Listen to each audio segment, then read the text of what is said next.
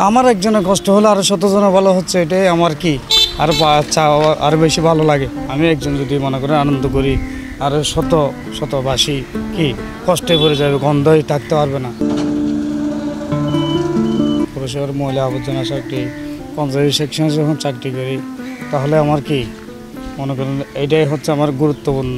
আমি একজন যদি মনে করেন আনন্দ করি, আরও শতবাসী কি কষ্টে পড়ে যাবে, গন্ধই থাকতে পারবে না।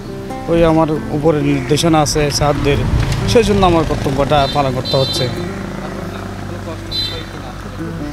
আমার একজনের কষ্ট হলে আরও শতজনে ভালো হচ্ছে, এটাই আমার কি আরও বেশি ভালো লাগে। আমার একজনের কষ্ট হলে কি আরও শতজনে ভালো হচ্ছে না, 6টা-7টার ভিতরে আমরা ক্লিয়ার করতে পারবো ইনশাল্লাহ।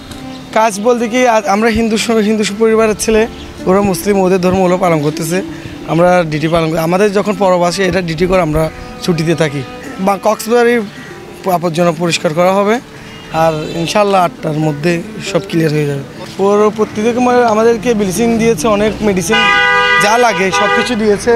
আমরা এমন একটা সেকশনে কাজ করি, এখানে এই কাজকে গুরুত্ব দেওয়ার জন্য আমরা বাড়ি ঘরে যেতে পারি না। তো আমরা আজকে ঈদের দিনও কাজের মধ্যে ব্যস্ত আছি। ইনশাল্লাহ আমরা সন্ধ্যার মধ্যে সমস্ত কক্সবাজার পৌর এলাকা ক্লিয়ার করার জন্য আমরা চেষ্টা করতেছি। এটা আমাদের কর্ম, যেহেতু যে মানুষের উপকারের জন্য আমরা চাই মানে পৌরবাসী আমাদেরকে নিয়ে সন্তুষ্ট থাকুক। আমাদের আজকে ছুটি ছিল, কিন্তু পরিবারের সাথে কাটাতে পারতেছি না, ওটার জন্য আমি অনেক ব্যর্থ। তারপর ওর মানুষের সাথে বা গিয়ার সাথে যেগুলো করতেছে এগুলো অনেক ভালো লাগতেছে।